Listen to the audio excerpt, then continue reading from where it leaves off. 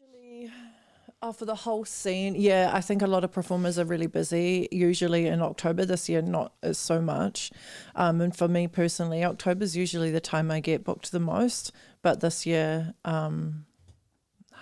Not much. Come on, people. We still got time to book. Still available for Halloween. What would we expect for a performance when we're booking you for Halloween? I have a whole yarn on this topic because it just happens to me all the time. So basically, people message me and they're like, "Hey, can you perform in my show?" And I'm like, "Cool. What kind of show?" "Oh, it's a Halloween show." "Right, so you want something spooky?" "Yeah, okay." So I send them a list of my repertoire so they can choose. So I send them the list and I'm like, "Here, please choose something from my repertoire." And they always say, "No, you choose something, whatever is fine." And I'm like, "No, you really need to choose what act you want," because I have really, really, really properly, like, I hate the word like scary and dark, but like I have properly like goosebumpy stuff. And then I have like, I'm a burlesque dancer wearing a devil costume. And it's so funny because a lot of the time the producers end up picking like, I'm a burlesque dancer in a devil costume anyway. They don't actually pick my hard out performance art. Like I have some pieces that are turned into creatures or stuff like that. And if I was to turn up with that and go, "But you said I could do what you want," then people would walk out of their show. Yeah, they would freak out. Yeah. Right. What are we talking? Are we talking about like, because I've seen some pictures, they're full on, they're beautiful artistically. They're incredible. Thank you. But I imagine if you just rock up to an event and someone is just like spitting blood and it's full on. Yeah, it can be for some people. I forget that it's a lot because it's what drives me. Some examples. One of my favorite pieces that I've done is by the title Hagtis. Hagtis is I don't like to use the word character because my characters come from real experiences. This is going to sound crazy to people that don't believe in this kind of thing, but I've met my character in my dream realms.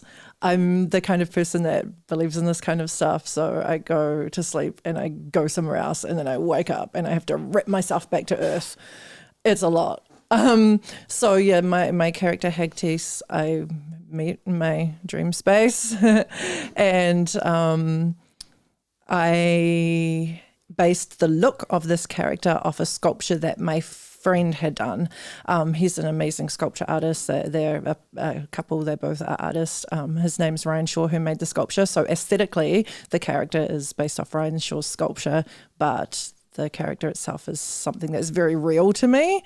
And the reason why it's my favorite is because of those two things, but also the track that I perform to is actually created a collaboration between myself, my partner, and my friend Jess.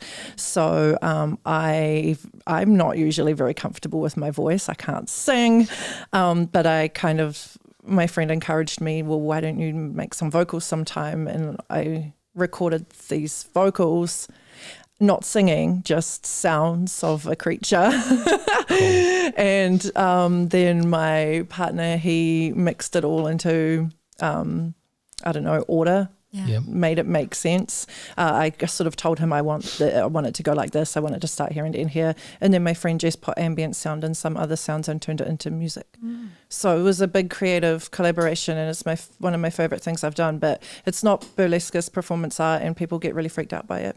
How was the encounter with your character in your dream? What happened in the dream? Oh, it's been more than one, but one of them, it's really hard to explain when my dreams because they're just like a lot of visuals, but I'll just give a quick summary of one of them. Like they're trying to explain something to me or tell me something.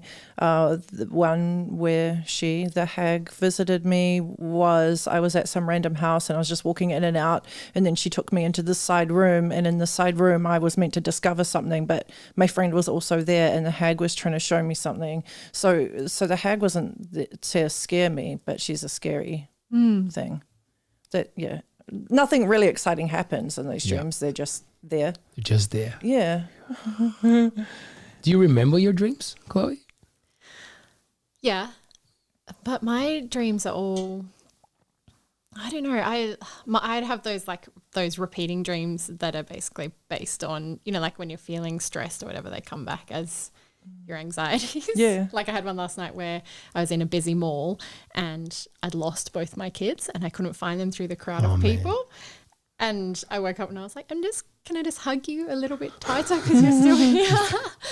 Or like, can freak you out, eh? yeah. Or like dreams. I often have dreams where my husband's done something and I wake up and I'm like, God, like how dare you? He's like, just not again. My dream version of myself in your head.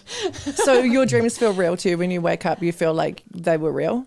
Yeah, sometimes, not all the time, like rarely, but yeah, they're the ones where you wake up and you're like, yeah. Are they super visual for you? And I feel like it's really happening. It's Like I don't know how to explain it, but I feel like when I go to sleep, I go somewhere and I have this whole other life that I live in my sleep. And then when I wake up, I have to like claw my way back to, like, going to sleep and waking up are huge ordeals for me. Yeah. I hate going to bed and I hate getting out of bed because I feel like I'm climbing over a hedge, which is actually where the term hedge witch comes from, because when you're a hedge witch, you kind of riding on the hedge of metaphysical realms. So, if you've ever heard the term hedge witch, you're not talking about a witch that lives in a hedge. You're talking about metaphysical and realms. And so Hagtis is a hedge witch. She my inspiration for her came from my life and my dream, and then having to hurdle back into reality and then hurdle back to this different reality. It's really tiring. And do they line up in, like, do you start where you finished off last time? It's just like little snippets. Just different. But like I visit the same places all the time and I know that I'm in that place that I've been before.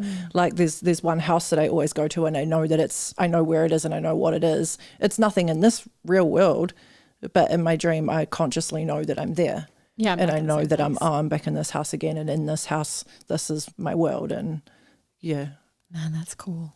That is cool. It is cool. It is cool. However, I think I want to dig and go back a little bit. Like, was it something that at some stage in your life was not that pleasant, and then you started to tap and understand how you could turn that into something for you? Like, because that's how it's feeling like to me. Like, it's something that it can be full on if you don't know how to use it for the good. So is there like a story behind this? Yeah, totally. I feel like I still have a long way to go in order to use it properly. A huge part of me is scared to delve deeper into it because just like fear of getting lost or fear of losing my mind. But when I was younger, I would have a reoccurring dream all the time, over and over. And when I was in the dream, I knew I was in the dream and I was stuck in the dream and I couldn't get out. And it was so terrifying to me and so awful. And now as I get older, I can control it. Like, I know where I am. I can't control it 100%, but yeah. Yeah.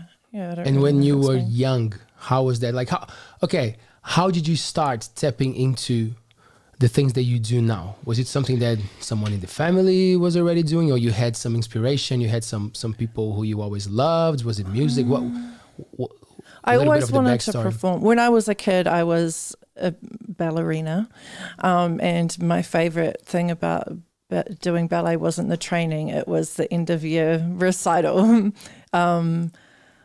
I don't know. I don't really. I would have to think about it. I've always wanted to do it. When I was younger, I thought I want to be a dance teacher when I grow up, because I didn't want to be a dance teacher. I wanted to put on shows, and I have been a dance teacher. But ultimately, I just wanted to put on shows, and I have since I was a little girl, putting on shows in the backyard, charging 20 cents for my grandparents to come and see my dumb little shows. But I can't really explain. I just pursued it since I was a kid. Good. Yeah. And it's your passion. Yeah. It's what you love. So that's why it's working. That's why you do it with so much passion. I love seeing the pictures. When I was having a look at what you do, I was like, wow, there's so much passion in this, because it's not easy. Even a friend at work, when I was showing her, she was like, wow, she just looks confident. It doesn't look like something easy to do. So for the people who just turned on the podcast and started listening to us, like, what is actually your job? Like, what are we talking about when you go to an event? Let's say the Devil's Ballroom that you just had recently. If you randomly pick a friend and say, hey, let's go to this event, what are we expecting to watch? What are we going to see? So the Devil's Ballroom in particular, the Devil's Ballroom is an event that I've been running for 7 years now. You're going to come to this event and you're going to walk in and you're going to see people everywhere dressed up. Demons and fairies and witches and whatever you think is cool to you.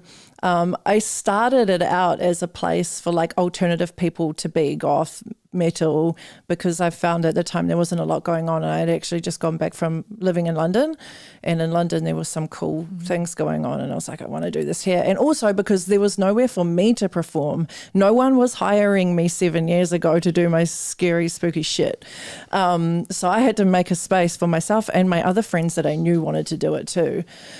So you're going to come in and you're going to see a DJ, everyone's dancing, and then there's going to be shows throughout the night. So every sort of half hour, another performer jumps up on the big stage and does a performance and alternative, burlesque, circus, drag, performance art. What else have we had? Pole dancing, aerials, so much, and all, of course, of the theme of dark. Dark is such a broad thing to say. It's very non-descriptive, but alternative. There's also go-go dancers that are dancing throughout the night, keeping the vibe high. We have fire performers outside doing fire breathing. And we have interactive artists as well. So we have 2 mini stages, one of them with a dominatrix. Her name is Mistress Dior. She's amazing. Mistress Dior. I met Mistress Dior at a comedy show. I'll tell you the story later. But yes, carry on, She's please. great, yeah. Yes. And Boris Van Galven, who does electrotherapy, electrostimulation. So he uses vintage... I'm so sorry, Boris, if I'm not getting this right. But he uses like vintage electro tools, and he just kind of like maps them on your skin, and you can experience different sensations. And yeah, it's really fun. So it gives, there's so much to do. Like, yeah. Oh, I think we got to go next year, Chloe. Like, when are we going? I know, right? We should have gone before. And then... Yeah. Well, sorry, I was going to say there's prizes for best dress too, so you can wear your horns. Oh, there we go. Thank you very much. Thank you. That's my new look. I mean, next year, I think we're in. I think so, eh? Yeah. Do a show there. That would be cool. So Run a cool. podcast there. Yeah. Yeah. So a lot of what you're saying and a lot of what I saw on your socials gives me that idea of the fantasies and the dark desires and things that we have, but we're not confident about sharing them. Maybe even in a relationship, like you might have something that you want to do or you're curious, but you just don't even know how to put it out there or explain. So does it mix with that side of the story as well, of like giving confidence to people?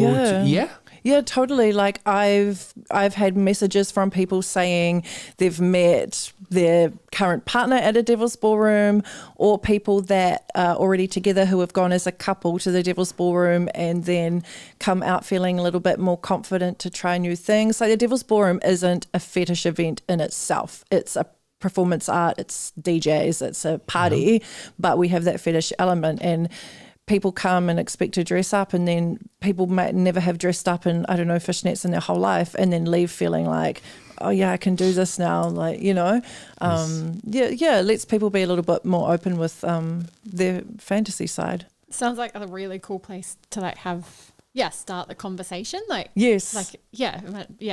Because it's so much easier to talk about other people and what they're doing, right? Rather than what you want to do. Absolutely. It's a good context to put it in. Yeah, absolutely. Like sometimes even people look at the performers, and we had a performer this year, Michelle Casey. She's really awesome. You guys should talk to her sometime. She's actually a sex therapist, a sex coach. Cool. Perfect. Shout out, Michelle. But Michelle performed with a whip this year. And, I feel like if that was your fantasy, but you didn't know how to bring it up to your partner, you could be like, oh, I really like what that girl did. can we what do try you think that? of Like, that? yeah, did you think that was cool? Like, Like just that opening. Yeah, totally. You said that it's not a fetish festival. Was that what you said? Yeah. It's not. It's not. What is it though? What is a fetish festival? Oh, have you been to one? Have you yes. run one? What is it? So a fetish event or a fetish festival is an event you go to experience or live out your fetishes, your fantasies.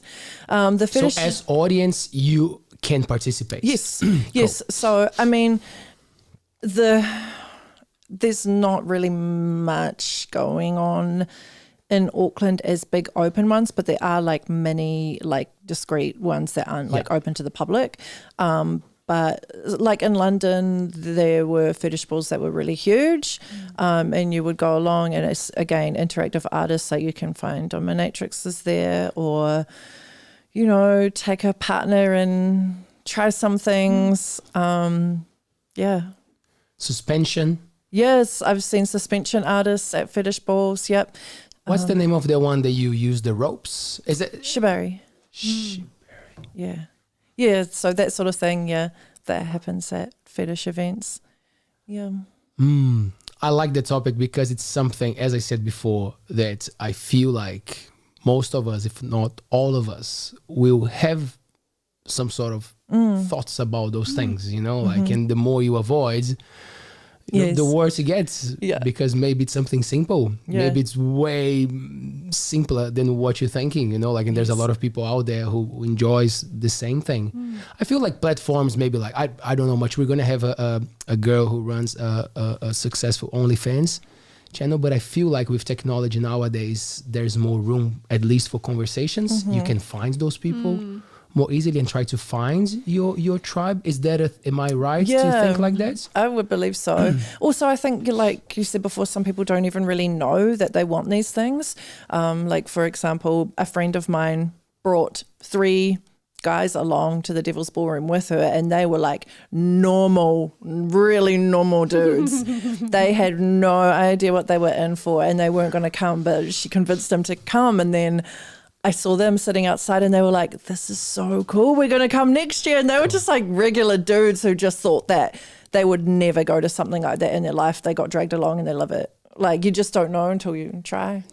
Yeah. Cool. However, I guess it's also easy to not understand what's going on. Like to have a misconception. I'll give you an example.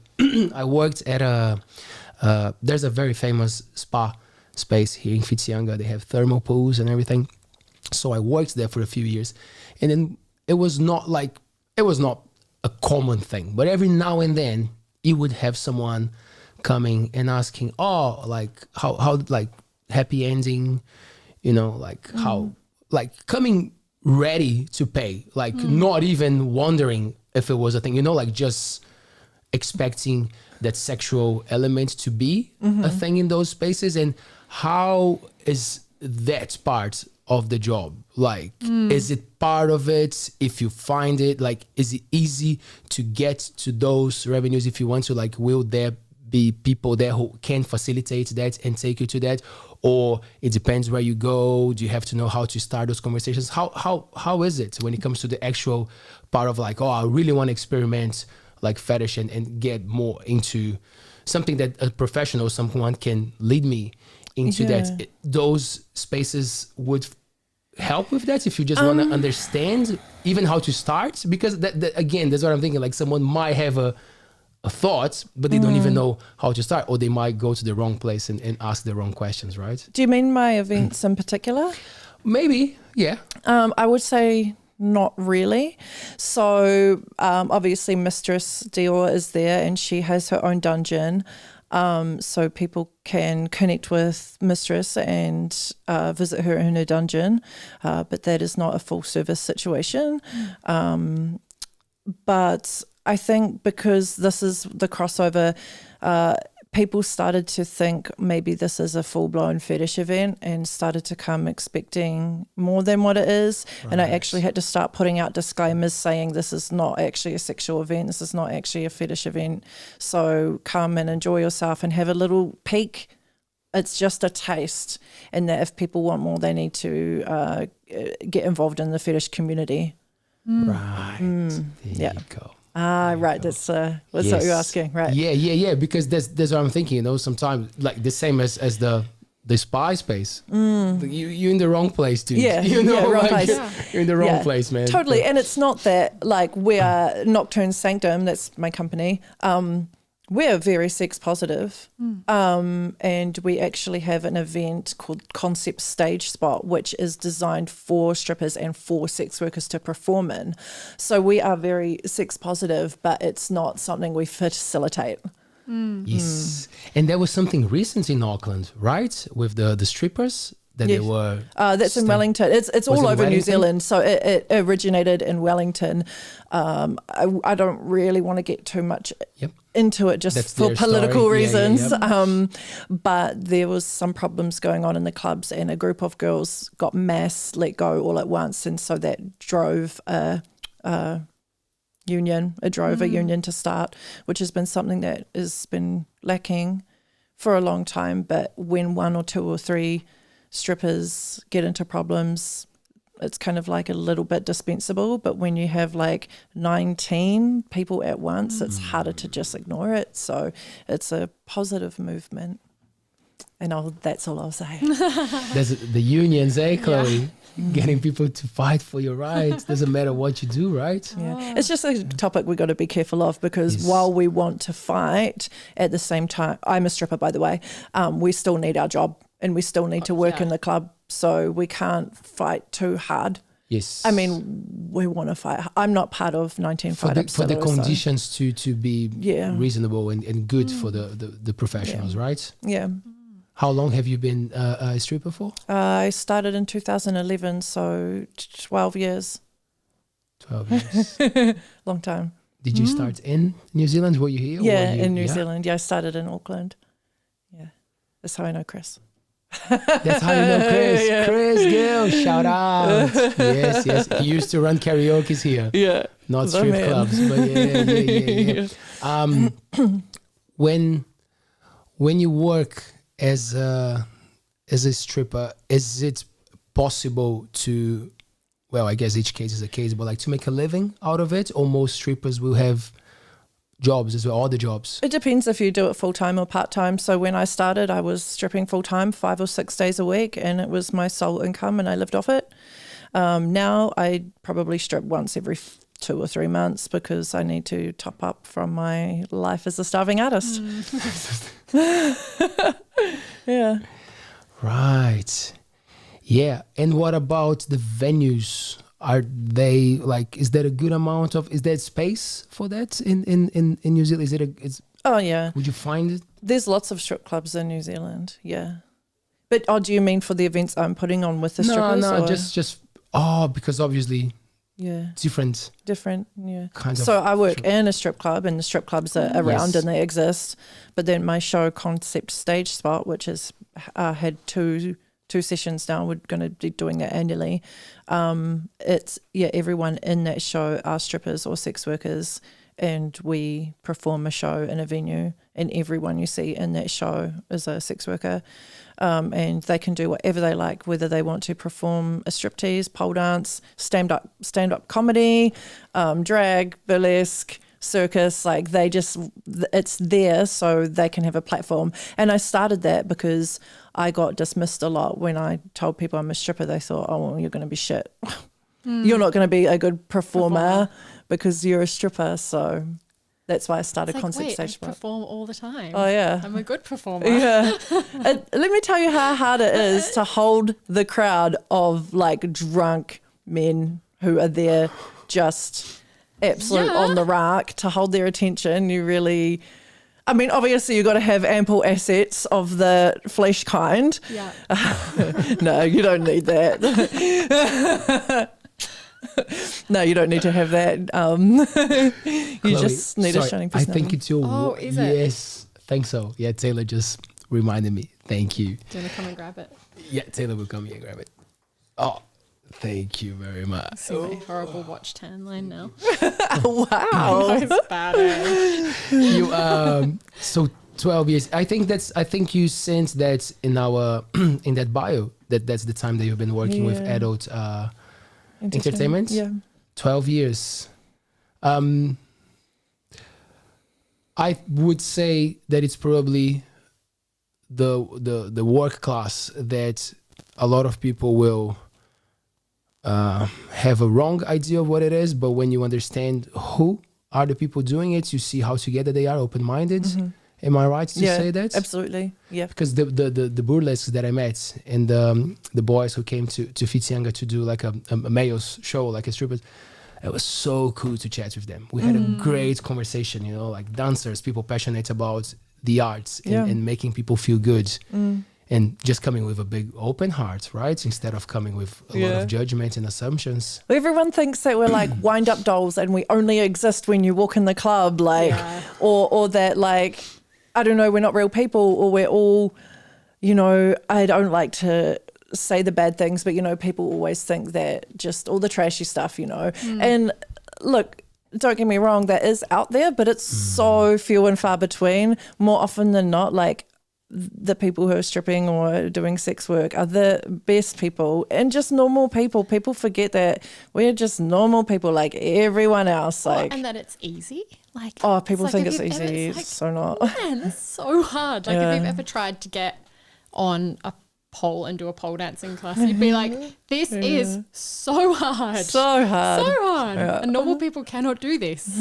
Like, it's not just anyone can rock up and be like, oh yeah, okay, now I've got it. It's like, no, it's so hard. It annoys me so much when people make that joke like, I might just quit my job and become a stripper. I'm like, all right then, babe, come on, let's go. Like, show me how it's done. Yeah, because it's not easy. But as if it's like the easy way out, it's really not the easy way out. It's so not.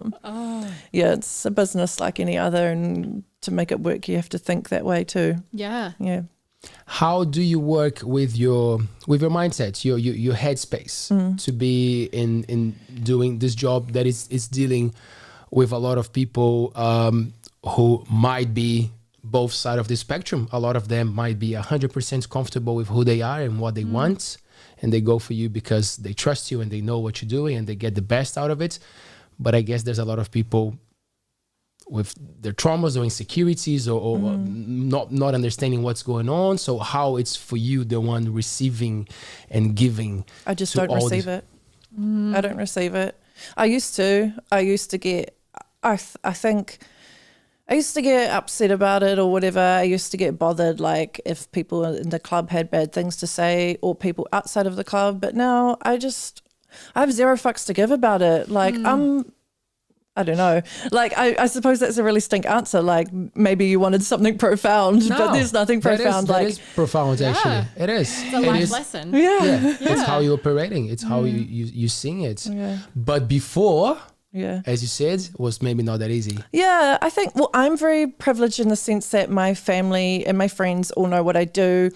And while my family might not 100% get it, they support me and love me, whatever I do. So yeah, like I don't really have to hide what I do or anything like that. So I don't have to take on board other people's insecurities because I'm like, well, my mum thinks I'm cool, so I don't care. Like, and I think people that carry those insecurities, it's either because they don't know what it's about or because they have those insecurities in themselves. But I just don't have the energy to educate every single person that I meet that has a shitty view, because it's tiring. And I used to do that. I used to try and correct everyone and be like, no, it's really cool. This is how it is. But it was just exhausting because people that already have that mindset, sometimes they will receive you and sometimes they won't. And I just was like, well, if they really want to find out, they'll find out. I shouldn't have to sit there and explain it to them. And does that carry around through to like even things like organizing your events and things? You sometimes come up against people who are like, oh no, we don't want that in our venue. Yeah, or that stuff, or you just no, I think I used to be worried about that, but I've never been met with that before. I've never been met with a venue manager that's been like, oh no, not in here. Never. That's good. Yeah.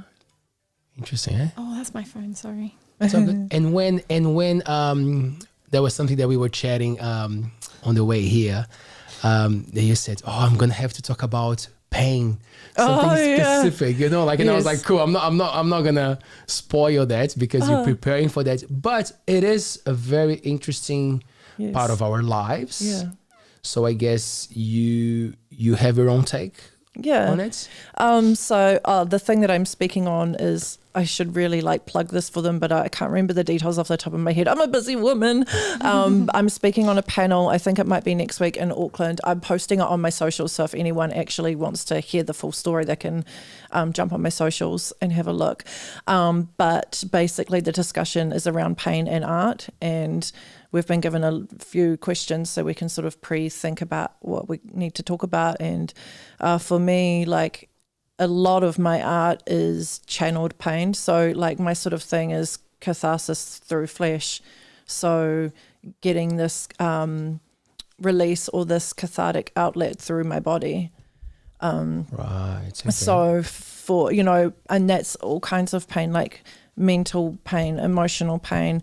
A lot of what drove my work early, I'm starting to move away from this now because I feel like I'm coming to terms with that stuff that used to drive me, and now I'm doing more like pretty burlesque stuff because now I'm an artist full time. I need to provide what is getting booked, but also I actually really love it, like doing sparkly burlesque stuff. But a lot of my performance was based around mental and emotional and physical pain, and a lot of my acts were directly taken from those topics. Yeah. Right. How was that for you to perform that? How many times would you do? Was it like a one-off? I have like different. You have to tap into that every time that someone wanted a show? So basically what I do is I have so I make something that inspires me and then people book it or they don't. Yes. I will create bespoke acts if people ask me to. I'm doing something about pumpkins. Can you make an act about a pumpkin? Then yeah, I will. But usually I create my art and then people book my art piece. So I have a few different ones, and each time I perform the piece I have to get into that state of mind that the piece originally came from. I have a piece that like basically like brings me to tears every time I do it, and it's a lot, but it's what it's like, what I really worry about is cancel culture. And, I've had people say like, that's this and that's that. And I'm like, yeah, but you can watch a horror movie and not question it, or you can watch someone's painting and not question it. But I shouldn't have to validate myself to the beholder. The beholder should just, if they don't like it, don't watch it. But, if you're a real appreciator of art, you will look at it, and even if you don't like it, you'll be like, okay, that's cool. But I feel like people that aren't artists that perceive art are like, well, I didn't like that. Do you know what I mean? Like, I don't need everyone to like everything I do, but I don't need people to try and devalidate my art. Well, and even from a business perspective, that's a good thing, right? Like, I think if you're trying to create stuff that meets every single person in the world, then you're creating stuff that has no meaning at all, because how can you can't meet everyone, but you can find your niche and you can meet those people where they are. Absolutely. And that's each one of these. Yeah. And nothing I've ever made, I've made to please someone. Like even my sparkly burlesque stuff that I'm doing now, I never made any of that to please anyone. I made it because I was inspired by something, or, and especially with my earlier pieces that were more performance art and horror and pain and mental health and all of that based. Those were all pieces that I just created for me. Like, I didn't even know if they'll get booked or not. Like, I've created pieces that I might have only done 1 or 2 times because no one chooses them, but I've made it and I like it, and it did something for me, and it served as a channel at the time. So, And when it comes to, so for example, here at the table, we got the candles, we got the whip. So when it comes to the pain, to what you do to yourself, is that also something that you're using to channel that? Or like it depends on the day, on the performance you might, know, like. It's really interesting because like the candles one is more of just like a showpiece. It's like the pain pieces that I'm talking about are more like performance art pieces, but anything that has like a prop, like a fun prop is just kind of like show pieces. So the candles I use on stage, and I drip the wax on my skin. This is more just like kind of, I don't want to say gag because I don't really do anything just for a gag. It does like for me because I like it. I like the candle wax on my skin and I use it to tell the story. But also it's just the audience might not even understand the story. That's cool, but they get to see the cool gag. Oh my gosh, she's putting this on her skin. That must hurt. Well, yeah, not really. I can't feel it at the time because there's adrenaline and I'm on stage. But if I drip candle wax on you now, you'll probably feel it. Do you want to try it? Yeah. Yeah. Can we light the candle in here? We can. There we go. Is that all good? Can I light this? Yes, you can. But I mean, for a lot of people, this like, they don't explore this a lot. So it's like Showtime. Yeah, I don't. I think a lot of people don't. And so it seems scary, right? Like, yeah, it does seem scary. I hope I don't get candle wax on your table. I just need to let it burn for a bit. If it happens, it happens. It's a mark for the show. I think sometimes I forget, like I'm desensitized to what I do because I'm doing it. And so sometimes I just think something's so normal. And then other people are like, oh my God, that's so crazy. I do this all the time as a kid. Put candle wax on your skin. Oh, this isn't going to phase you then, is it? Where do you want it? Where do you here? I'll put it up here. It's not too bad up here. So it's not really, I don't know, like I don't really think it hurts, but some people do. No, but I can see how it would be. Yeah. Like a sensory thing. Totally. Yeah. And it's quite an impactful thing to do on stage. Do you want Yeah. Well, go for it. We're here, right? Yeah. I was wondering if I would have to go with the whip because was that sore? Want to see something right. No, I was joking that Chloe got the candle. Trick. Did you see that party trick, man? Did you get that? I was joking. I was like, oh, if Chloe got the wax first, probably I'm gonna have to go with the whip. That was my strategy. Do I have wax on my face now? No, you're fine. Looking beautiful. By the way, beautiful piercings you got. Thank you. Are they painful? Yes, they were when I got them done. Yeah. Now, can you just lower a little bit? Yes, so we can see your face. Beautiful. Thank you. And that's something that you do as well, right? Yeah. Yeah, that's what I do for my day job. I'm a body piercer and I started piercing in 2017. And I was doing it full time up until last year when I quit to become an artist, and now I just do it part time. Casually, actually, not even part time. And you like to be a model as well of your work. You like to have them on you. Yeah, most of my piercings I got done when I was younger. But yeah. Got a few? Got in your ears? Yeah, my ears too. Yeah, nipples? Yeah. Nipples down there? Yeah. Yes. How many? 2. Down there? Yeah, 2 down Great. there. Are they good for sex? Do they give extra, or is just the thing that is good for you? It's different for everyone. So one of them is just aesthetic. The other one, it's different for everyone. So some people are finding it that it helps for their pleasure, and other people are finding it's just the same. It doesn't really change anything. For me, it's the same. It doesn't really change anything. Also, for you, it's good, but it was not like it didn't make anything more. Anything more. That's okay, basically, I'm already quite sensitive there, so it was already as much as it can be. But some people who aren't very sensitive, they get the piercing to increase the sensation. Right. Yeah. What's the name of the one that you can? Is it just a chain? Is that a name for the one that you have on both nipples and then you can pull the? I don't know chain? if there's a name for it. Just yeah, there's probably a name for it. I'm terrified about that one. It looks cool, but it's a bit terrifying. Yeah. Do the nipples hurt though? Yeah. Oh, again, it's different for everyone. Yeah. I have some clients and they're just like meh, but it's not just a pain threshold thing. It's also everyone is so different on their body parts. Like the flesh in the area is different. Flesh. Do you maybe you want to check, Chloe? Yeah. Have a look. What about the blood? Blood. Is it artistically? Yeah. But also because that's the thing. I'm fascinated about these things of like that's what we are. Yes. You know, it's all about who we are and parts of us. You know, like have you seen a dead body before? You know, like not one that is just like in a funeral or whatever, but like something that happened, you know, like, and some people are attracted by it.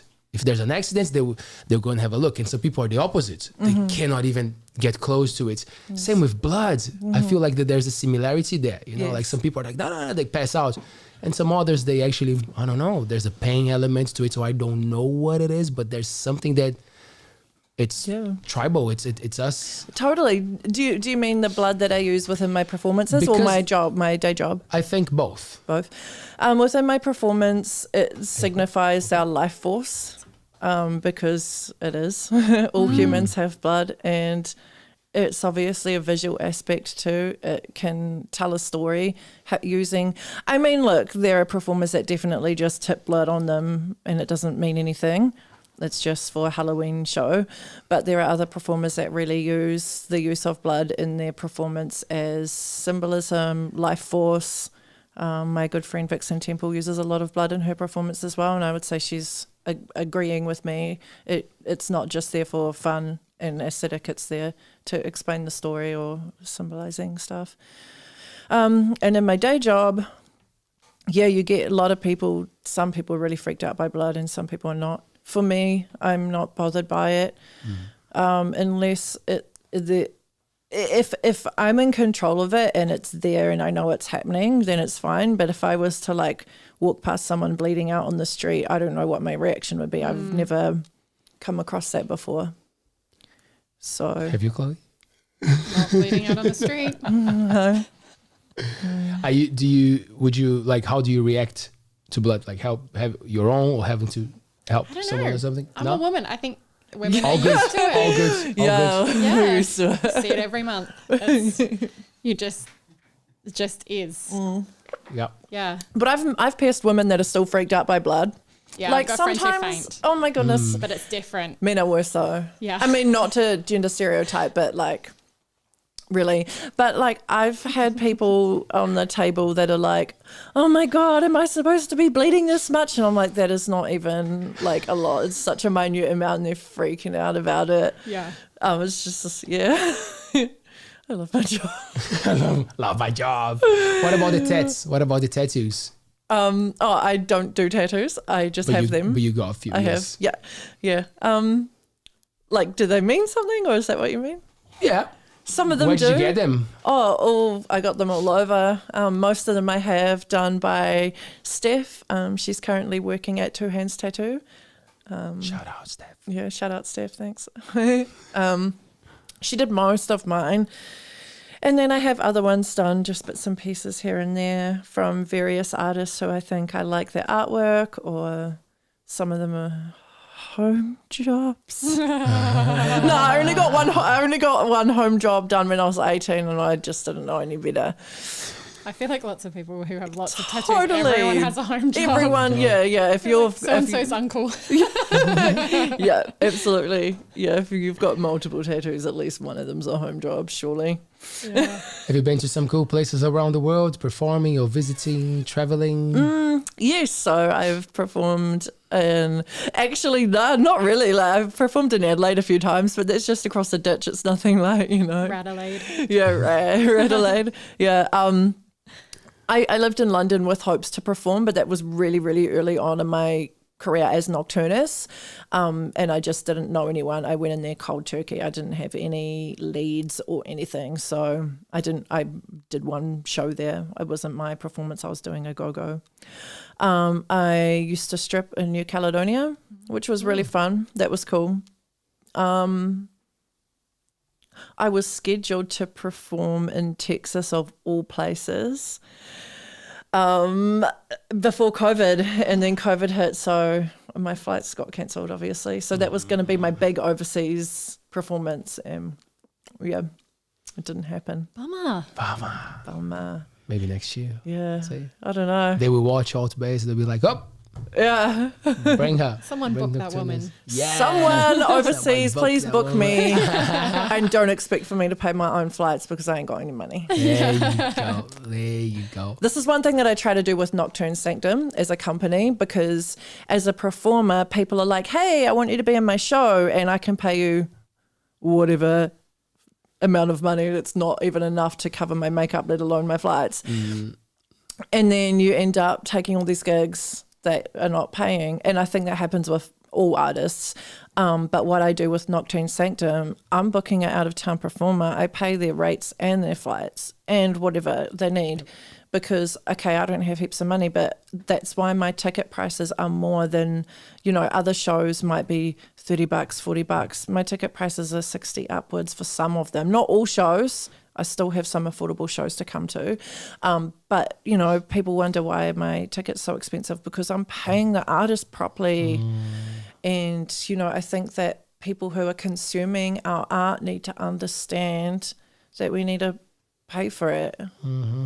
I feel like that's one of the problems with, we don't want to get too political there, but every time that you have this wave of, we got to always focus on the economy and what's going on, and like teaching the kids all these jobs that are always talking about wealth and how to be successful, but like, what does it mean to be successful? At the end of the day, when a pandemic hits, everyone goes and listen to music and want to watch something entertaining. So then it's time to remember the artist, but when it's time to validate that, because at the end of the day, we all have the skill to be, we can all tap into some artistic form and do that for our own well-being. So why not validate the artist? So when you say $60 for me, like it's not even much, like it's worth it for the show that you going and watching, right? If it's an international act, people don't care putting $300 there on the deck. Yeah. But when it's something here, they don't want to pay. But that's something that you can, like, that's one of the best things I think about being a business owner, is that you can control that, and you can control how you can communicate that to your audience, how you can communicate that to the artist so you get more respect, in terms of, just industry respect, because you're actually paying people properly. Like those things are so amazing and so powerful. And even if it takes a little while to get going, it's just so... It's worth it can be life-changing for you and every other person you touch with your business. So the people who are giving you money for the show, it's like, well, their money is going so much further and actually making sustainable lives for every single one of these people. And that is the power of small business, is that you can pass it down the line, and it's helping other people pay their mortgage or, have enough money to then do the next show. It's just... that stuff can change lives. Yeah. And Nocturne Sanctum has a really good audience in that sense. Like, I don't know if they know the nitty gritty of that I, do all these things that other shows don't. And that's not me talking bad on other shows. It's just that in New Zealand, people don't really understand the value of paying for local live art. Like you said, they're happy to pay big money for overseas acts. Dita Von Teese comes to town and everyone's dropping hundreds of dollars. But we have got her level talent in New Zealand. We actually do. It's just crazy. But also, like, a lot of small art producers like myself think, people aren't going to pay more than $20 for a show, so they make their tickets $20 and then they can't pay their performers properly. I've been trying to educate my audience to... this is how much the tickets cost and this is where the money goes. And I think my audience in the Nocturne Sanctum, followers and friends, really, I think they understand where that goes. But what we really need to do is get all the other producers on board and start charging more for their tickets too. But I think it's just a really scary thing to do, because they end up, maybe they don't sell tickets, and then there's 5 people in the audience. Yeah. And then you don't feel good about doing it again. No, or you just failed, can't. Yeah, and then you're like, you can't, yes. Yeah, you just can't. Yeah, and that's a scary thing. And I think for a lot of performing artists, and everyone this year, like we were talking about before, it's been really hard this year, but that's a down buzz, so we won't go there. Fair enough. Yeah. And I also feel like sometimes it's, so for example, a plumber won't do a job for the love of it. But a musician will probably go and play for the love of it, but it shouldn't be the rule. It shouldn't be something that you expect someone to go there and perform. But it's such a cool event, it's going to be good for you. Is it? It might be good for me, but like, what's the deal with the people? And usually the bar is making the money by selling alcohol and all that stuff, and that's what I don't like, when people come with this conversation, but someone is making money. You're like, come on, if everyone is on the same boat that no one is making, we're trying something to lift, to raise the profile of this group, it's fine. But usually that's not the conversation. No, it'll be good for you. Yeah. And I mean, I will always do those gigs. Like, I will always take gigs for less pay and stuff like that, because I love the gig, or their friend, or whatever. What goes around comes around. But yeah, I think we do need to value our artists a little bit more. We just want as a country. You want a sustainable industry, right? Like you don't want the artists all leaving the country. Well, people say get a real job. Yeah. But then how are we going to have your TV shows if we all go and get real jobs? Yeah. Or your podcasts, how are you going to drive to work listening to this when we all go and get real jobs? No, I got to go to my real job. Yeah. Yeah, sorry, I didn't mean to cut you off. I just got excited about Do you listen to podcasts? Sometimes, not much. I just feel like I'm really busy. I've been listening to Uncle Tix though. Hey, shout out to Uncle Tix. I hope Uncle Tix hears this. You will, yeah. I've been listening to Uncle Tix, yeah. He does a cool project now with the bro who runs the Aotearoa History channel as well. So he's really tapping into his Maori thing, his blood and understanding what's up with Maori culture and what it represents for him and for the country. So I like when this happens, when someone starts something that becomes famous and then they use that platform for all the things as well, for the good. So shout out. He's really speaking for the good, and like I just really love it how he just speaks unapologetically, like just about whatever's driving him at the time, and he's so passionate about what he's doing, and he's just got so much drive. Well, that's what it sounds like anyway, and I think that's really cool. That's right. Yeah, we got some cool content creators, because we were talking about that before the show, right? How you are already doing your art, but nowadays on top of that, you also gotta be a content creator. Yeah. So you gotta do plus. To feed those social medias, because obviously it fits a purpose, because you want more people to see you, but not everyone understands that to do that with quality and to do it right. It's a whole job on its own. It's a whole job on its own. Yeah. Are you good with it? Do you feel confident in to manage your own socials? I'm not. I post on social media a fair bit, but I'm not necessarily good at it, and it's because I'm not passionate about it.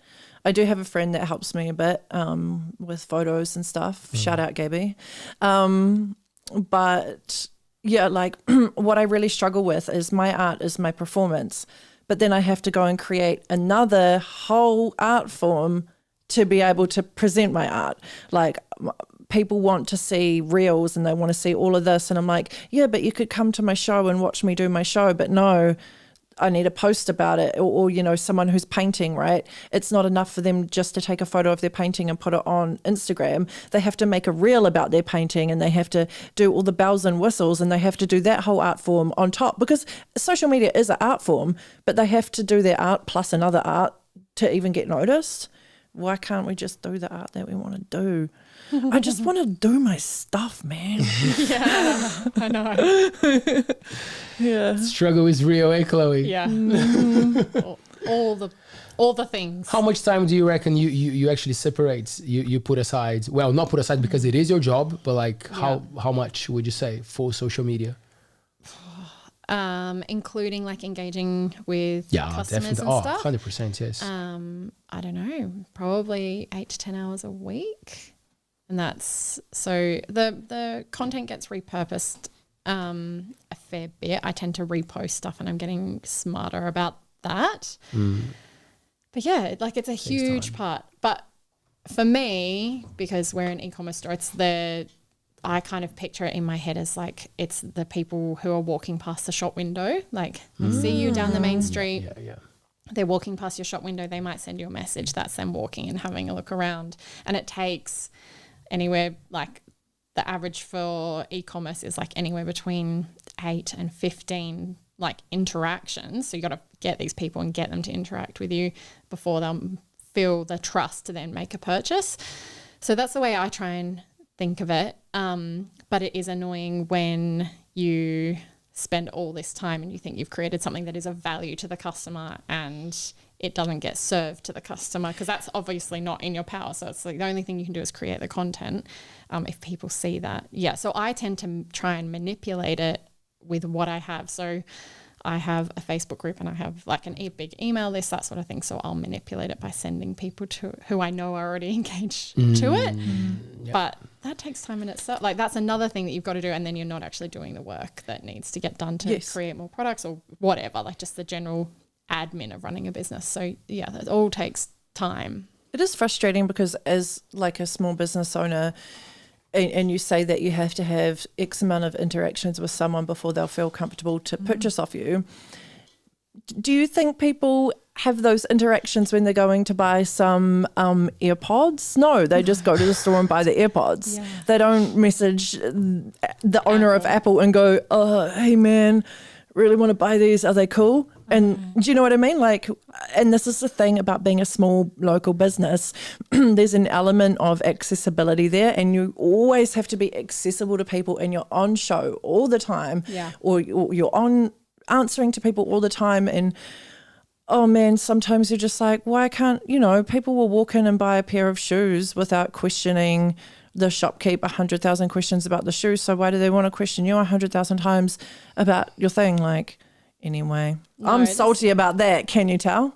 It is hard. I tend to just be yes. Yeah, like I tend to just be like, well, like I try and limit myself because it's so easy to be like, oh, it's 11 o'clock at night. Someone's just messaged me and I got the notification on my phone. I'm going to text them back or message them back. And it's like, no, I'm out of office. Like I work in my business and my business hours are 9 till 3. Yeah. I will only respond in those hours. I mean, unless I feel like it. But like that's the way I try and control the anxiety. I'm like, well, I'm not at work.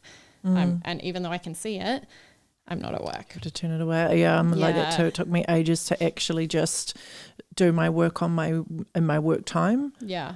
It's just, especially because lots of people also work day jobs as well, and they try to reach you at the end of the day and you're like, oh, I'm finished my day now. Just leave me alone. And you kind of feel like you've got it, like if you don't engage immediately, then that's lost. And you're like, oh, that could have been a potential like a booking or a ticket sale or like a sale for me. Like it's like that is and you just have to try and reach that balance with yourself or what you're happy to do. Totally. And you carry the anxiety of you feel like you need to be reachable all the time. By the way, I'm a really approachable person. I sound like a salty ass bitch right now, but I'm not. I'm really Send me DMs. Yeah, slide into my DMs, please do. Like actually do, because I really do like it when people message me, or like, if people come up to me after a show and tell me that they liked it or whatever. I really like that, because there was a period where people just didn't approach me, and I don't know if it was due to the nature of what I was doing, but people are starting to approach me more and telling me they like my stuff or messaging me and saying like that was a cool show, and like I really do love that, like that validation. That's, as artists we kind of say, oh, I just do my art because it's what I want to do, but you do need the validation. Absolutely. It's like blood to us. We need it. Yes. Yeah. It does. It is important as artists, because that's the thing, we're putting ourselves out there, right? So seeing people's reactions is a great thing, but when they come with the words, it just feels good. Feels so nice. Feels like you've done something. we got a couple of cool comments from the audience. Kia ora, Altbays whānau. Interesting korero. Shout out, Matt. And Tanya, our dear friend Tanya Arnold, evening team, interesting chat tonight. I love how you have such interesting guests and we don't hear a lot of this side of life. Go you guys. Cool. Thanks, Tanya. Yeah, it is important to chat about things that we all think about, but we don't chat about them. Do you feel like in the past, because like a lot of the performances, they go back in history, like they take us to a time when things were different and they dress up differently. And do you feel like in the past we would have more freedom to do things and to be ourselves, and like there was no cameras, no one was like judging too much? Or it's the opposite nowadays, that we communicate more and we see more, people are more accepting and relaxing about the kind of job that you do? How do you see that? That's a really good question, and it's kind of difficult to answer. I guess, I don't really know, because I've only been performing in a time where cell phones exist, and if I can relate it back to stripping, I started stripping in a time where OnlyFans wasn't a thing. And now OnlyFans is a thing. And I don't use OnlyFans, not because of anything against it, but because I like live performance. And I guess the rise of OnlyFans has normalized stripping, but it's also glamorized it, and it's also put it into this category of making us accessible to people, again back to the being accessible thing. So yeah, I don't really know how to answer that question. It's a really good question, but yeah. I think about it as well. I'm always like, is it better or worse? Because it's very normal for humans to say, oh, good old times. I'll tell you what. Like, were they? Were they that good? Yeah. Aren't we better now? You know, so I like to catch people's I like it because it means like, you know, more people can find out about shows and come to them, because I think without that you would be relying on word of mouth and posters, but also towns were much smaller when technology wasn't a thing. But then they can also be bitchy and annoying more easily. Oh my right? goodness, yes. Yes. Do you deal with some nasty comments or people getting out of line and just being annoying when they shouldn't? Not very much. I feel like maybe I just don't hear it, or maybe I don't see. Like people don't comment nasty stuff on my Instagram, but I don't probably have enough followers for that to be happening.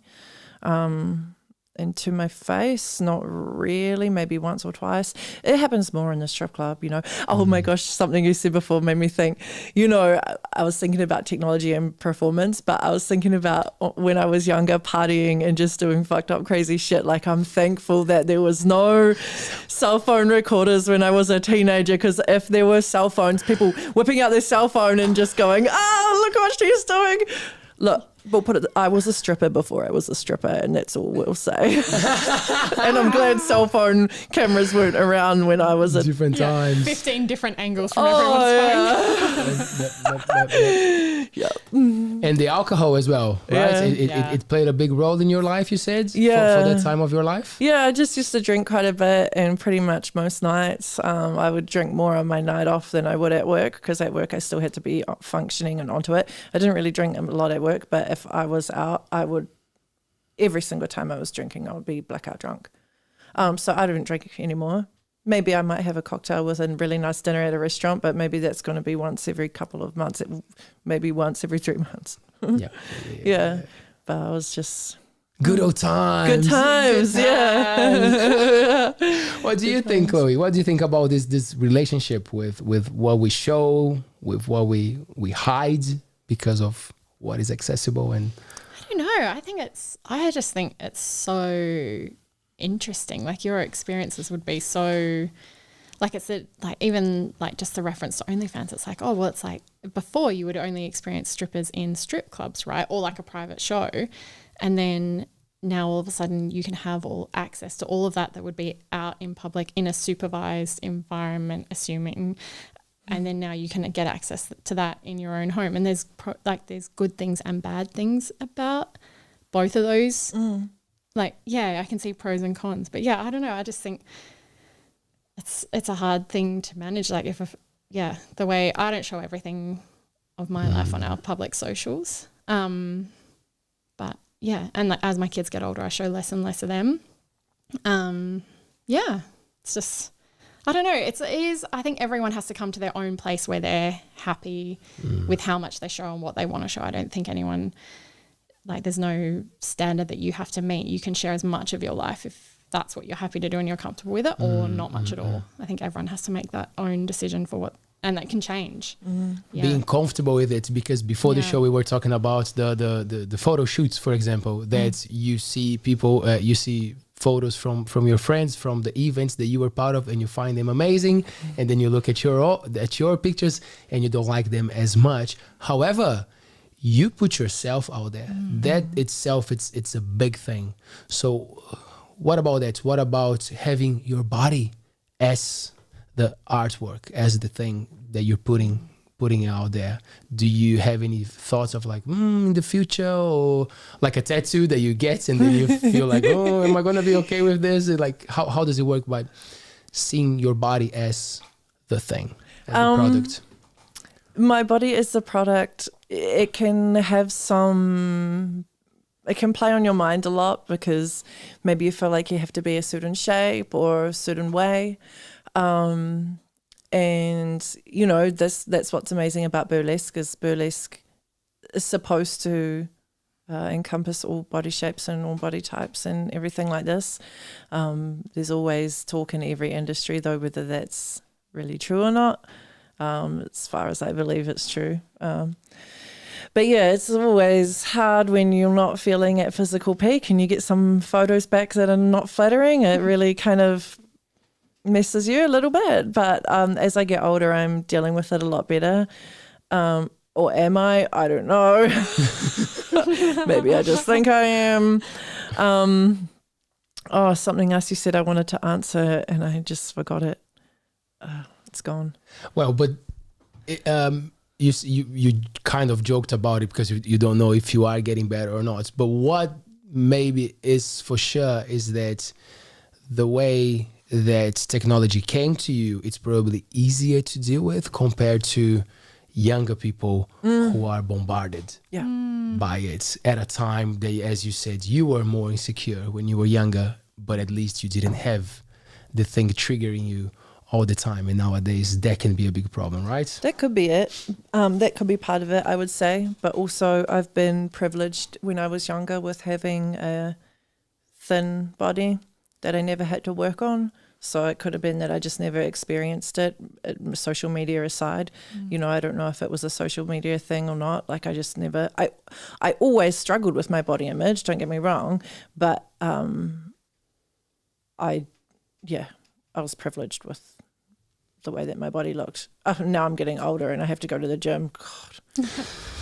Doesn't that suck? I think one of the best things I think about getting older is that like now I'm at the point, so I'm 37 and I'm like, well, like I'm just going to wear that really tight dress or that bikini because why not? Like I'm only going to get older. I've passed that point in my early 20s where you're like, next year will be the year when I like get to that like imaginary version of myself. Like I'm past that age where you're always aspiring to be that perfect version of yourself that may or may not ever be possible. And so now I'm just like, well, like, you know, 5 years I'm going to look back at my photos and be like, man, I look so good 5 years ago. and I do that now. I'm like, man, when I was 20, when I hated myself, I was like, no, you looked great. Like so good. Why were you not rocking all those clothes that you wanted to? Like, but yeah, it's just, I don't know, I think that's one of the gifts of aging. You're like, you ran out of fucks to give. Yeah, it's like I'm never going to look better than I look right now, so I'm just going to wear that dress that I want to wear. Like, yeah. So should be like that, yeah. Does your partner do anything related to what you do? He's an artist too. He's a musician. He primarily black metal is his kind of passion within musician, but he likes all music and will dabble with all music. He's got 4 different projects happening at the moment. I honestly can't tell you what every single one of them is because I mean they're all in development stages themselves. Like he's got a couple of projects that are in development stages and he's sort of just jamming weekly with his project partners, and then there's another project that lost a band member to go do life and now he's joined into a already existing project. He understands my lifestyle and he gets it and he doesn't judge. And I was a stripper when we met. So that's how he met me. He doesn't, I don't know. I just feel, I always want to say I feel really lucky to have him, but at the same time, I feel like he should be the standard.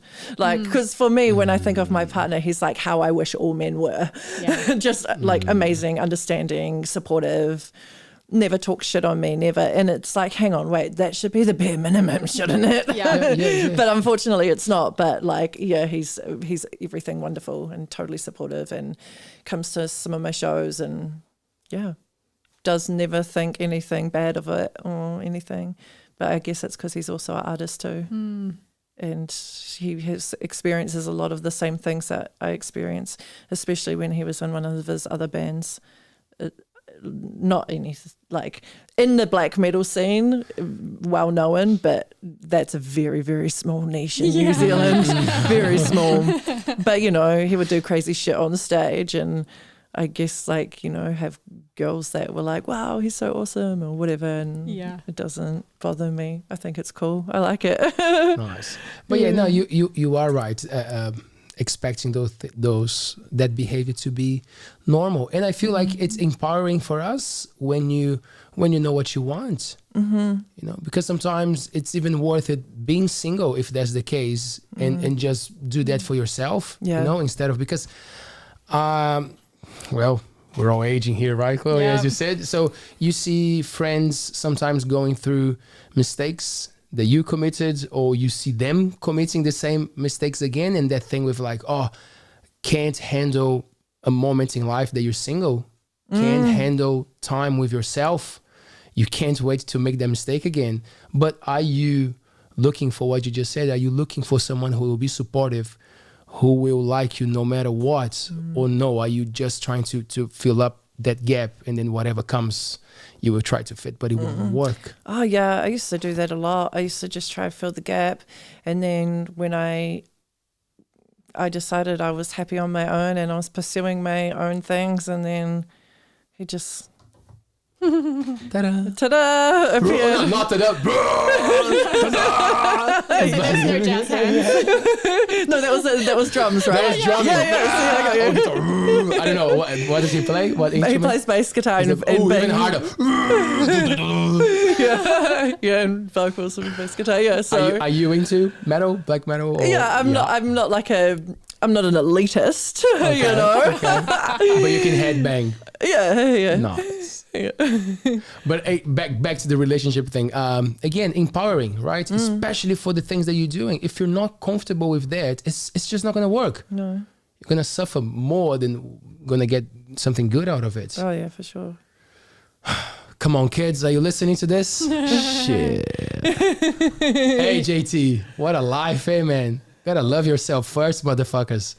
It's hard work, but hey, it pays off. Oh, it's painful to Shit. watch my younger friends go through some of the stuff they're going through. God. And you're just looking like, I wish I could shake you. Yeah. Which doesn't help. No, because everyone has to make their own mistakes. Yes. Yeah. Sometimes that mistake is like 3 times, 4 times. I know, right? Yeah, but it's just accepting that people are on different journeys as well. Yeah. Tough, because you love your friends, you love the people around you. And then there's another hard thing, which is maybe letting go of that, not the friendship itself, but the time, because it might be consuming your time as well and your energy. Yeah. If that person keeps coming with those stories and you're like, oh, come on, man, enough of that story. So, which is hard. I read something the other day, like you are like the put together of the 5 people that you keep close to you, you know, like all those 5 people that you're chatting with and you're doing business with and you being friends with, like it kind of molds your personality in a way. Yeah. Choose them wisely. Yeah. You know, like make sure that you know who is around you. You know, it means a lot. Sometimes it's family. Sometimes the family is not even the best inspiration that you should be getting. Yeah. Right? That's another thing. Doesn't mean that its family has to be there all the time. And it's better if you keep them, you know, far a little bit, and then you go for the good bits. Yeah. A lot of people ask me, oh, you've been in New Zealand for 10 years, must be hard for your family. I'm like, I love them so much more now. I always loved them, obviously, but I don't get the bitchiness, you know, like I don't get those moments. No family drama. No family drama. Yeah. Yeah. And then when we chat, it's like you want to tell the good things. Of course, you tell the bad things, you know, like you gotta be supportive, but you're getting that love, you're getting the cool thing. So I'm like, with friendships, you got to remember that as well. Right? It's that space, that like respect, and the bonds that I'm pretty sure the group of people you relate to, there might be something special, because it's not easy for a lot of people. It just doesn't make sense. So you got to be together. Yeah. Yeah. I always relate it to like personal friendships and artistic friendships and everything as My Little Pony. Yay, there you go. You know, there's a season of My Little Pony, and it's called My Little Pony Friendship is Magic, but they all come together. It's kind of like Captain Planet, you know.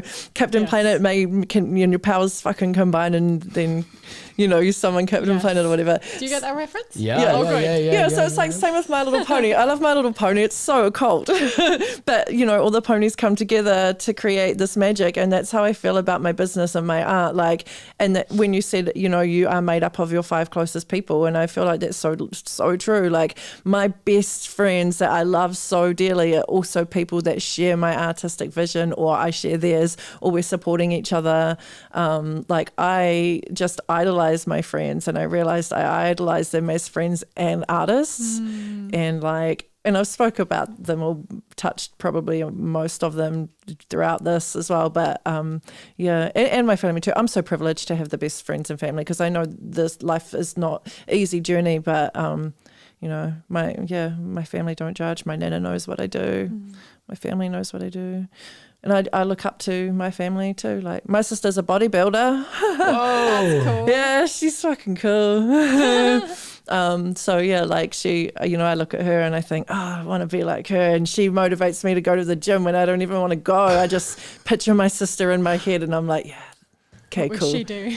And then in exchange, you burn her. You put some candles on her. Come on, come feel this. I'll pay you something back. She's like really not alternative. She's like really normal, like normal lifestyle. And she's come to one of my events like a couple of years ago. Oh, and it had to be the worst one to come to as well. Like, it happened to be one that people were starting to get out of control with, like the fetish side of it. And people were starting to push the boundaries a little bit. And she was like, something's going on over there. And I was like, oh no, that's not meant to be happening. That's not what happens here. Like, I'm not saying that people shouldn't have a good time, but so now I put out all these disclaimers. Just not in front of my sister, please. There are limits to what we can do at this event, so let's not. What is pushing the boundaries it's a podcast. What is pushing the boundaries? Just for etiquette, let's say. Oh, okay. So like, you come along and you want to like kiss your partner or whatever, that's fine. But we don't really want to be finger banging in the corner. It's not at this event. This isn't a fetish ball. This is an art ball. Yeah. Yeah. So choose the places for the finger ball. Is that what you said? Finger banging. Finger banging. Finger bang at home. Know your finger banging. Finger bang in the Uber on the way home. Exactly. The All Blacks commercial sucks. Let's come up with the finger banging in the Uber. You guys should put that on That some will merch. Promote much more Finger Uber. bang in the Uber. There you go. Can we get Uber to sponsor us now? Can we want get finger Uber bang. to sponsor? Well, we'll tag them in this clip, that's for sure, yeah, we without a should. doubt. We get them on board, or we get banned. One of those two on social media. One of those two.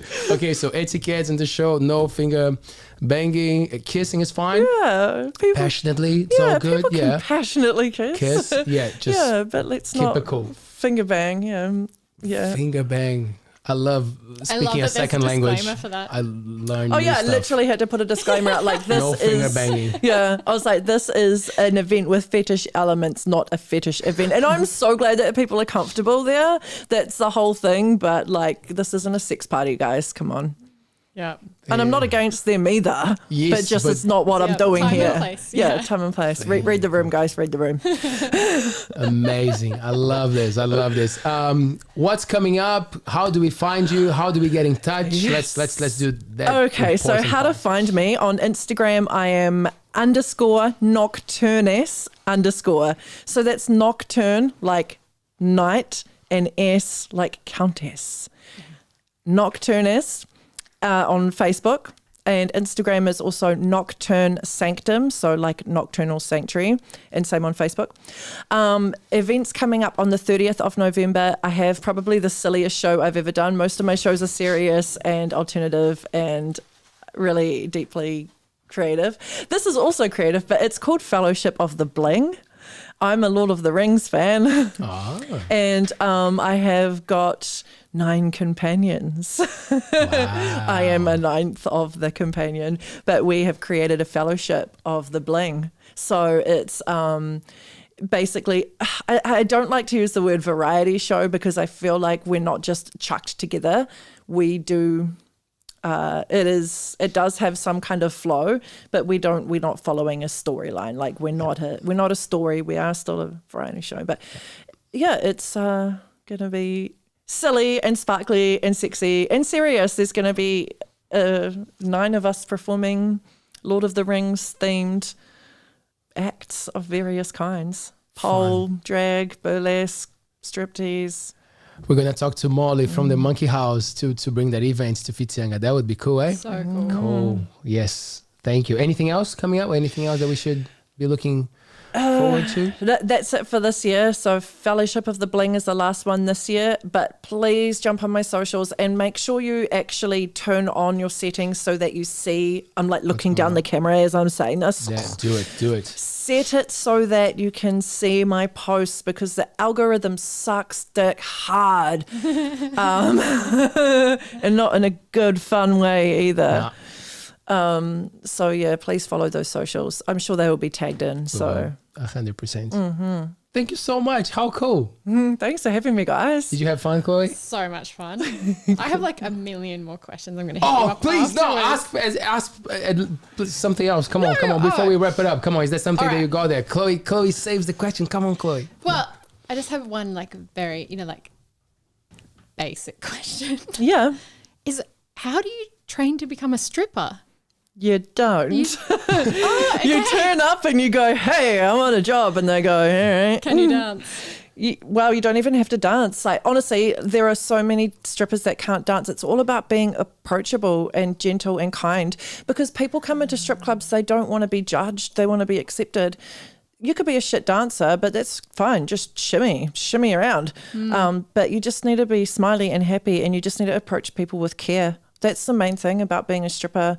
People get this idea that strippers are just awful people, but if you actually come into a strip club where guys aren't just drunk being idiots, it's actually a really nice environment. It's really accepting and there's actually a lot of love in the room and most of the strip clubs that I've worked in. Yeah, because we're all there for the same reason. We like showing our bodies, or maybe we don't. Maybe we just need money. And people want to see bodies, and people want human interaction. And it's actually not as sleazy as people think it is. It's actually really beautiful. People come in just to be entertained or just to space out. And, like you might listen to serial killer documentaries and that's your way to wind down. Some people like to come in and just watch girls dance around and it's nice and have a nice conversation and a beer and yeah. Yeah. I love that. I actually brought a prop, but I think, I don't know, we're running out of time, but... No, we're not running out of time at all. We're just starting part 2 okay, with special Chloe questions. Here we go. Chloe, come on. We're going to be here all night. Let's go. Okay, so these are my pasties. So pasties are like nipple... Hey. I don't know if you can see this, but they're stuck together. These are big ones, as you can tell. I don't know if you can tell, but I've got big boobs. So yeah, these get stuck onto your nips with glue or tape or whatever you want to use, and then Can I hold them? Yeah. Why don't we put them on you? Oof. Sure. We need to stick them on. Yeah. Sorry. Like I actually brought 2 forms of adhesive. One for easy adhesive, which is this. They won't stick because they don't have the stuff on. Oh, okay, maybe they will. But there's also this glue. But there's tassels too. Glue them on. So you need to jump around and make the tassels move. Taylor? Hang on. Is that it? Yes. Oh, you 100% need the tassels. That's how I lost my job. I'm really glad you didn't ask me. And I was about to finish the show, eh? And you just like jump around and give them a spin. That's You need to jump hard so they spin. Yes. Oh, you did it. That's talent right there. Yeah. It's talent right there, folks. You did it. Oh, Now I lose the hair. Yeah, and there's the rip paint it fast. Ow. I'm going to find a chest pube on them later. How stupid, eh? Like if you or Chloe does it, we get banned. Yeah. But if I do it, we don't. It's backwards. What a stupid world. It's fucked up, eh? God damn, kids. These are cool. Thanks. Yeah. They are cool. They felt great too, by the way. Yeah. Did you feel empowered when you put them on? I felt pretty good. I felt very what's the word? I was not comfortable about doing it. And then as I did, I felt pretty good. Yeah. Thank you. It's liberating, right? Strip club, here I go. I can't believe you actually got some like... I know, right? Yeah, I can't believe it either. I'll practice after the show. Okay, so is this a burlesque accessory or like? Yeah. Yes, It's a burlesque accessory. Yeah. Chloe, I want to let you ask questions because I now have questions, but I'm sure you got something else there. Come on.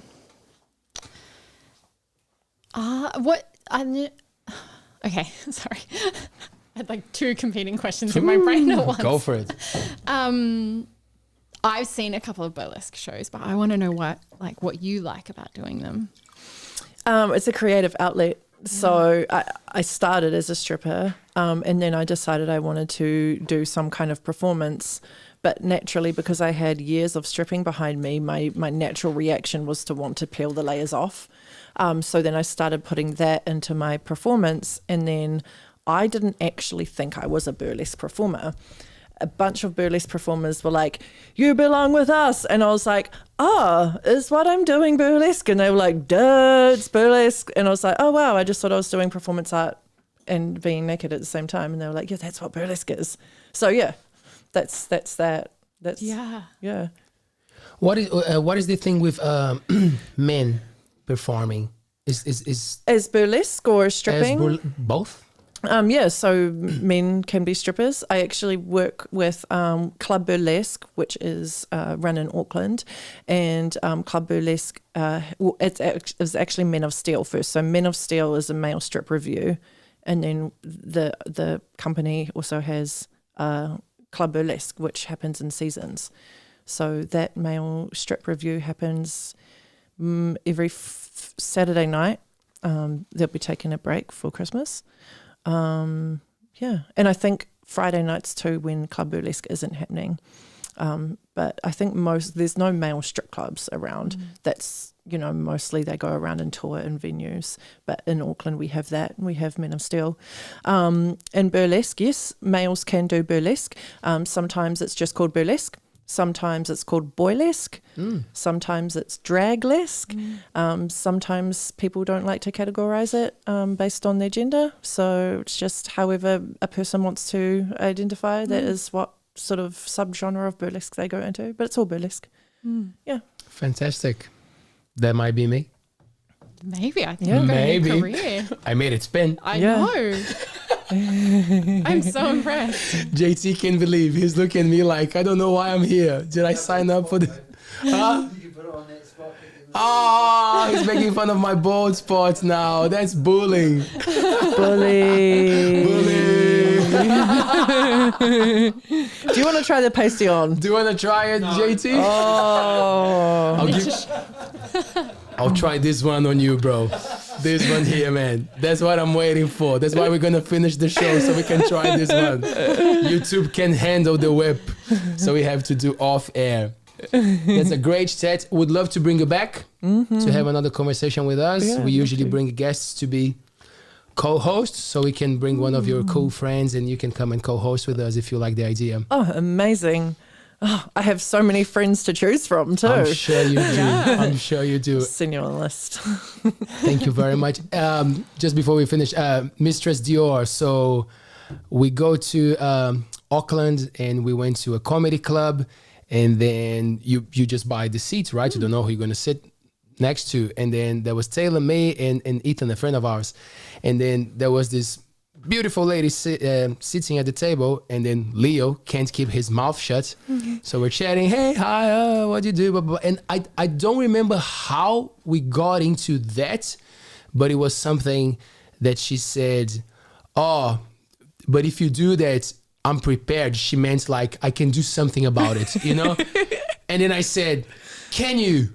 And she said, yeah, I'll whip them. Like I'll do, you know, like I'll hurt them. And I was like, how? And she had a whip in her purse. Oh, she got prepared. Man. And from there, the conversation changed. There was the best conversation ever. So I still have the cards. I actually texted her right at the start of the show. I do want to bring her. But I was just amazed because each thing in that card, it's a podcast itself of the work, the jobs, the things that she offers. And I was just like, let's get out of this comedy club. Let's just chat with this woman, because it was the coolest. And she was so cool. So nice, eh? So nice. Yeah, you think, oh, she's going to be so scary, and she's really nice. I mean, she is totally scary. Don't fuck with her. Yeah. But she's really nice. Yeah, so cool. That could be a thing. Maybe we'll bring her and you back. There you go. That would be a cool show. Thank you so much. Thank you. What a cool chat. Chloe? Yeah, great night. Always a pleasure. We could talk all night. We could. But I just want to say thank you very much to our friends from Peninsula Motel for making sure that our guests sleep tight.